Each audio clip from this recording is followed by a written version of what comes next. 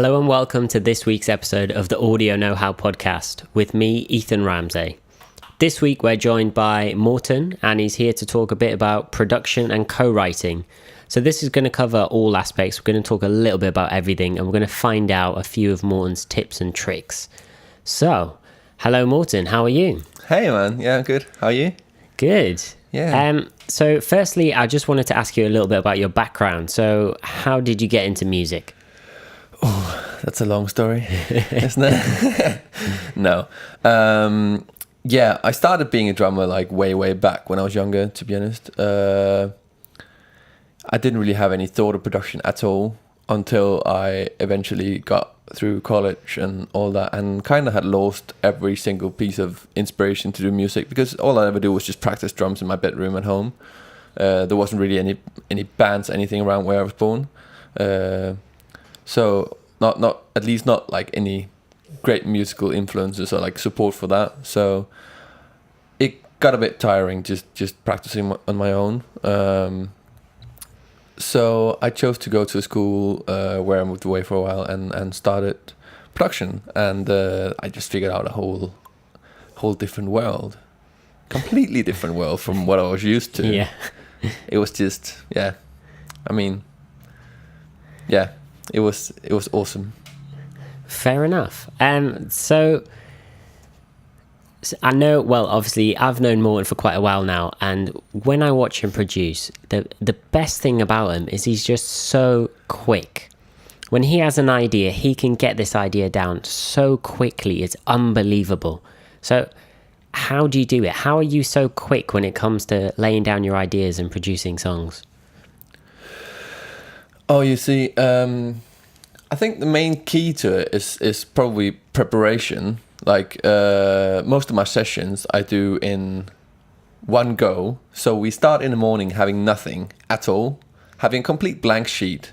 With we might have some. I might have asked the songwriter to bring some reference points, some tracks, some artists that they are inspired by. But mostly I'm just starting with a blank sheet. But what helps me is the preparation, where I go in and organize my samples. So I organize them down into like the different kick samples I like, the different snares that I would like, the different percussive sounds I would like, different loops, different melodies. I make instruments out of that.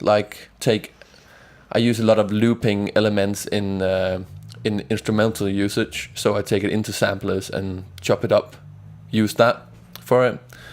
I create presets on both my hardware synthesizers and on my soft synthesizers, and like just creating like patches in the doors with samplers. That really helps me do this, because once you're in that creative zone, what I find you really want to do is just, you need to get it out as quickly as possible, because you have a great idea in the beginning, and it's often that great idea you need to keep on latching onto until you eventually have it down. And if you lose that, then that idea is going to, like, recreating that idea that you had in the beginning is going to be nowhere near as flawless as if you could get it down in the first time around. Yeah, exactly. I feel like yeah, you can relate to that, can you? Yeah, because I'm the complete opposite. I'm the kind of guy who, I'll have a new track idea and I'll be like, right, let me just find a kick. I've got 4 hours later. Right, okay, I've got the right kick. Let me just carry on with this idea. Oh, wait, what was it? And you're just so quick with this, because it's really key to have all of this prepared, and then you can really just lay the idea down very quickly, because you've got all the materials you need in front of you. And I think that's honestly a really good point, to be honest, because you've got everything there, and when you have like a session, like you said, and you've got to get it done in a day, and that's the only day you can get the artist in with you, you can literally get it done, and you're getting the idea down. Yeah, I mean, mostly it's like a finished demo whenever they leave, and it's because you don't overthink anything either. Like, when you're thinking about making music, often you're thinking about all the things you have to do to make that piece of music both being interesting, creative, in the right genre, in the right mood, having the right frequency balance and everything. And I feel like those things become easier to achieve when doing it from like when doing your preparation right, first of all. And then you also have to like get used to compromising on that once you're in the session. So like, I'm not there to mix a record on the day. I have to realize that before I go into a songwriting session. I'm not there to go out with a record that sounds like something that could come on the radio straight away. Because that's not, sometimes it's going to pan out that way because you have some natural feeling of, oh, this is going somewhere, and you create a great song. And naturally everything just falls into place. But a lot of the times, you have a song that has all the ideas, all the melodies, all the rhythms down, but you just need to like refine it afterwards. And you can that's easier than picking it up and continue writing. Yeah, so you've got the finished demo, and then from there it's just a case of refining it, not a case of finishing the track. It's exactly. Yeah.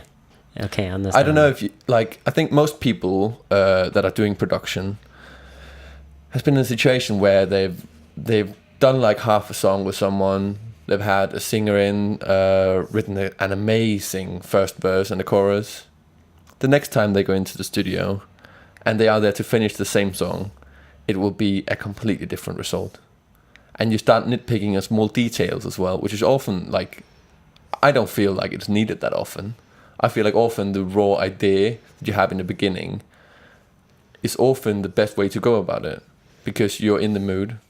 So you need to like stick to that raw idea you have, because that's what's driving you to make the track in the first place. Like, yeah, okay, exactly. Yeah. Like when you write a lyric, or when you write a melody, or when you have a beat, you feel it that day, because that's today's beat. Yeah. That's today's rhythm, that's today's melody, that's today's lyric. And you have that feeling in your body, and you're wearing that. And once you go home and you sleep on it, you're taking that off, and you're taking on another set of lyrics or melody or music or whatever the day after. And then when you go to the studio and you have to create the same song, and you're wearing another melody, then it's something completely different, because you want it to go another way, and you lose the essence of it. Yeah, you quite often find that the track kind of runs away from you, and you lose the end idea, and you can never get to it because you no longer know what it is. Yeah, you can never get there. Exactly. Right. And you start feeling like there's always something missing. Yeah. And that's like that's the endless struggle, really. Yeah. Don't go to nitpicking, because that's just like, it's just like an evil spiral. Yeah. And it's only going to pull you further and further down. Exactly. So moving on, I know you co-write quite a lot with other artists and vocalists and things like that. Do you have any tips and tricks when it comes to co-writing with other people? Well, I sure do. Like, I can of course only talk for like what I personally do to inspire people and to connect with people when I'm in set with them. It might be completely different for other people. People might have completely other experiences to it. Yeah. But for me, it's I rarely write in lyrics, because that hasn't been my thing so far. I try to help out where I can, but rarely do I need to help out with the lyrics. It's often the songwriters who do that, for like when I'm in session with them. But I like to help with melody and stuff like that, of course. The most important thing I find, though, is that once you go into the session, often go into a session with people you either have worked with once before, twice before, people you maybe never have ever worked with before, people you might even not have met before. You don't know them. Like, you have no idea who the person is, actually, apart from what you've seen from like social media and other sorts of stuff that you might research before you meet them. Stalking them. But seriously, like, I cannot underline enough how important it is to talk once you meet them. I mean, there's no, like, when going into music, no one wants to feel like it's a job, I reckon. At least that's how I feel. I don't want it to feel like a job. I want it to feel like we're having fun, and we're doing something creative because we like it. And that's also why when people come to me to a session, and because I'm not settled in a studio, I'm mostly doing it in my home studio. When people come to me there, I will ask, do you want something to drink? Do you want a coffee? Do you want a tea? Do you want some just water, something else? We'll just stand in the kitchen for a while and talk a bit, like, how are you? How's your day been? If I don't know them, I'll probably like try and get into, oh, so what are you doing? Like what is going on in your life? Like, and then you'll find some reference points that you can relate to, and you'll start to build that kind of relationship that makes you comfortable with each other. Yeah. And that's extremely important. Like, well, it's like when you're trying to get a really good performance out of a vocalist as well. If they're not comfortable where they are, if they're in some random person's house they've never met, if they're not comfortable, they're not going to perform well. Yeah. You have to be welcoming. Yeah, you have exactly. To, like, especially because it's definitely something different going to a studio than it is to going to like someone's bedroom, which is in my case because I can't afford a studio. Yeah, none of us can. but I mean, it's just important to be welcoming to the person, and to really make sure that they don't feel like they are in a home, which is also why, like, in my bedroom, like when it's in there, you know, like it's a very intimate, like very private zone. I try to make it as neutral as possible. I try to always have it like pretty clean in there, like not messy.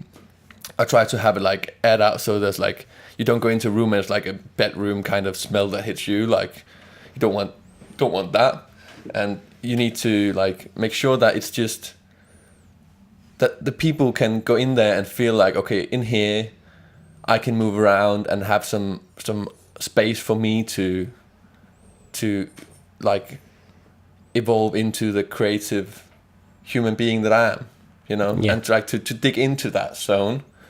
If you can't do that, then I don't think you can really ever get the best performance or the best piece of music out of a person.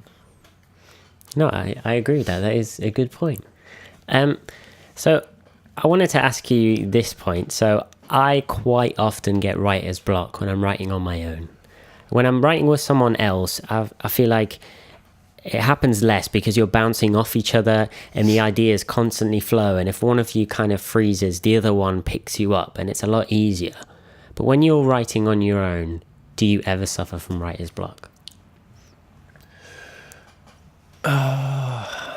You know, I would like to say I could relate to it, but I can't really. Like, I have, a long time ago, I read something on a forum page or something. Like, to be honest, it was like some guy on a forum that spoke about some book that I don't even remember what is.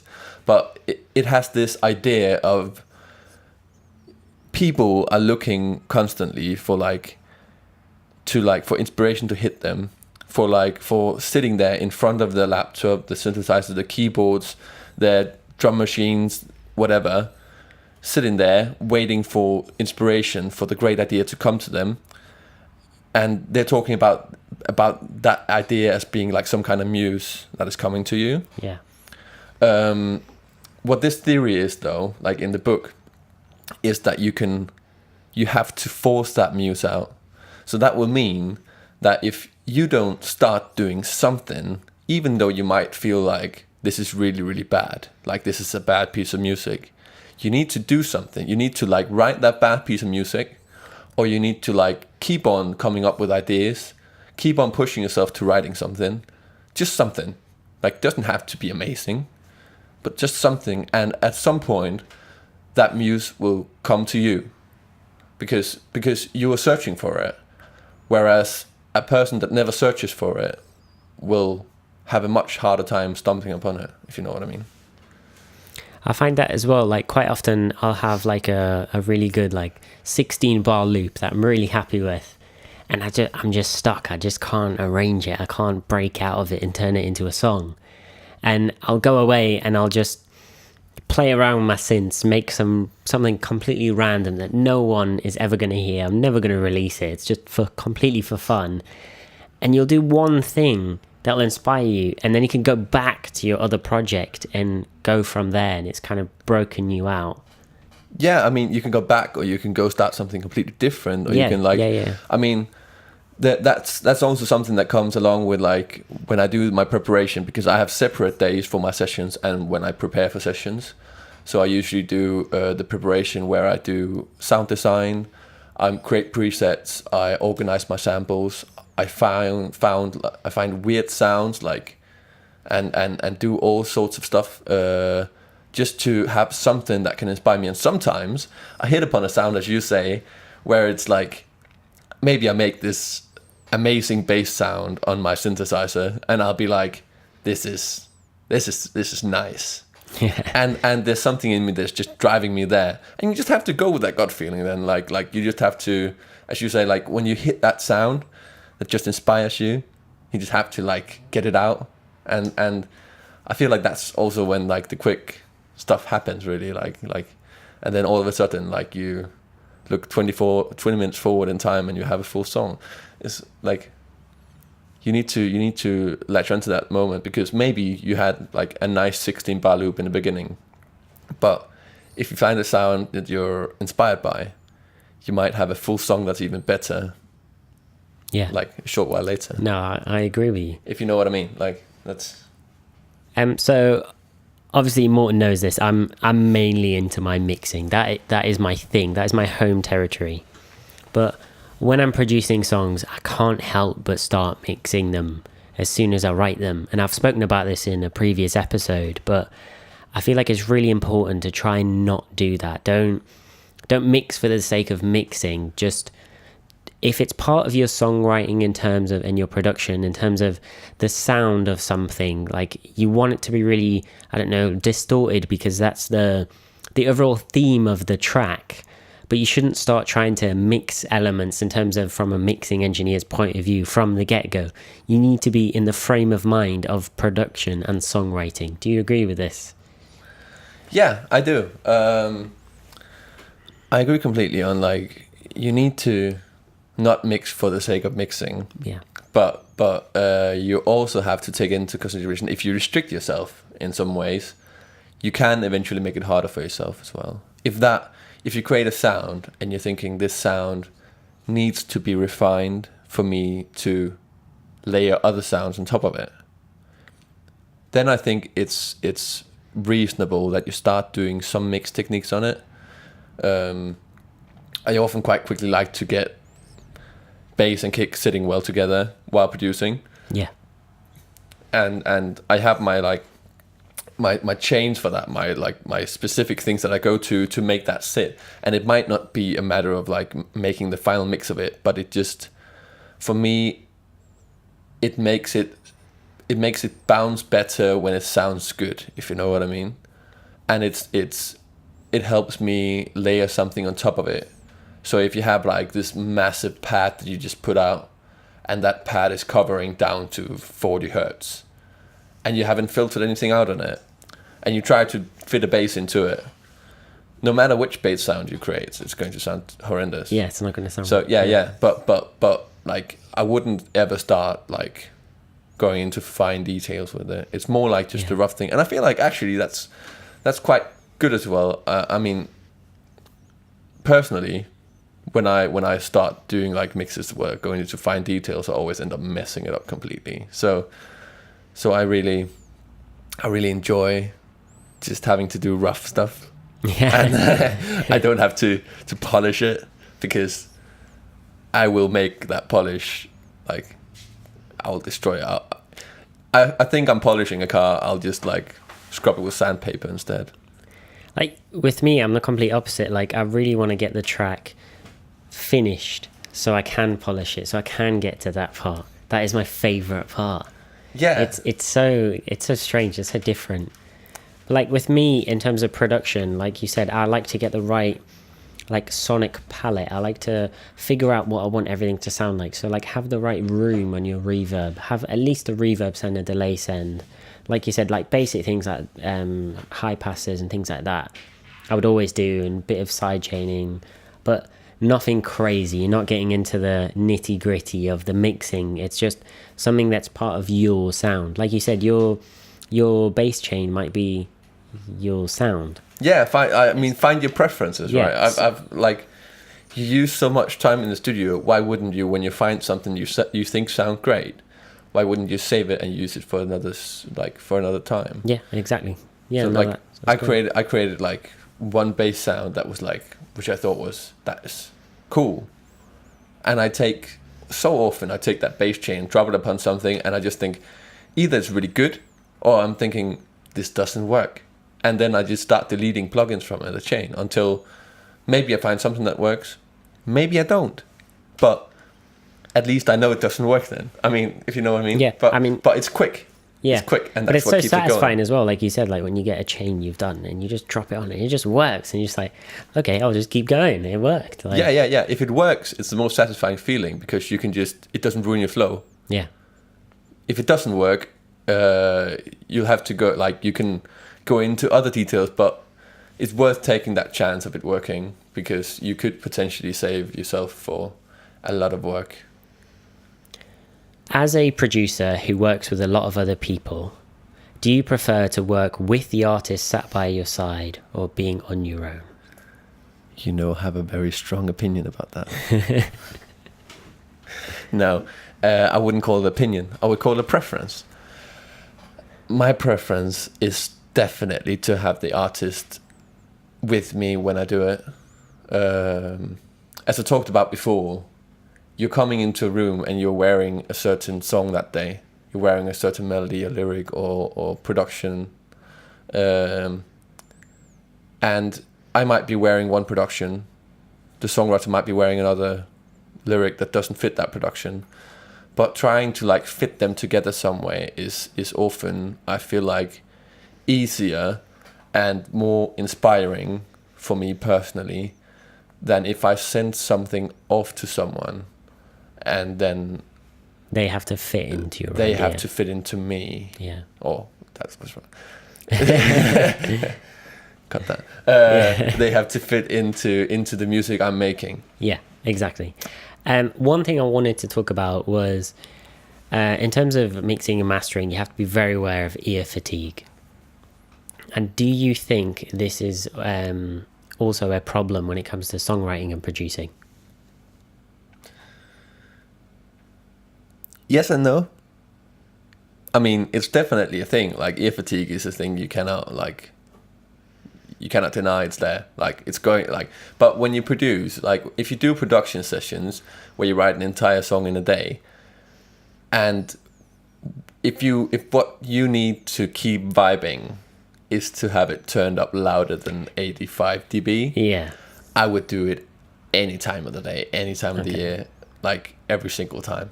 And that's just like, if the songwriter asks me to turn it up, like if the songwriter is saying, can we, like, why do you listen so quietly? I mean, I can either tell the songwriter to stop getting inspired, or I can I understand turn up the music. So I mean, I try to protect my ears as much as possible by not firing away with loud volumes, but sometimes you have to just feel it to really. Yeah. I find a little trick idea at the beginning of the day before I start doing anything. You can just get a random decibel meter on your phone. It's not the most accurate thing in the world, but it doesn't need to be. Have your phone where you're listening, so right in front of your face, and gain it up on your monitors until it's hitting 80, 85 decibels, and then you know that's where you're supposed to be listening. Like Morten said, if you end up turning it up later, okay, but at least you know where you should be. And you have that ground point of, okay, it's getting out of hand now, it's getting a bit loud, like, let's calm it down a bit. Then you at least have a ground point to go back to. It's a great reference point, I find, especially when you're mixing or stuff like that. Yeah, because it's definitely more important, mixing. Yeah, I think so, because when you're working alone, it's more a thing that you can say, okay, this is like a habit I need to grow into. Yeah. Not that I'm always trying to like keep the monitors at about that level myself when I'm producing and when I'm mixing, but it's a matter of vibe often if you're with more than yourself. You know, if you're with other people, it's a different story. Yeah. But definitely, I would say it would be a great help if you're just by yourself, having a meter to it. Okay, so well, I think that's been great. That's been a really good episode. So, thanks a lot for coming along on the episode. Of course, anytime. I hope you guys have enjoyed it. So this has been this week's episode of Audio Know-How with me, Ethan Ramsey, and Morten, this week's guest. You can find out on social media what next week's episode is going to be about. So look out for Audio Know-How on Facebook and Instagram. And I'm also going to link Morten's social media in the description. You can check out some of his music and also his Instagram photos that he puts out there. Yeah, it's lovely content there, right? Yeah. You know. Right, okay. I hope you've enjoyed, and thanks a lot.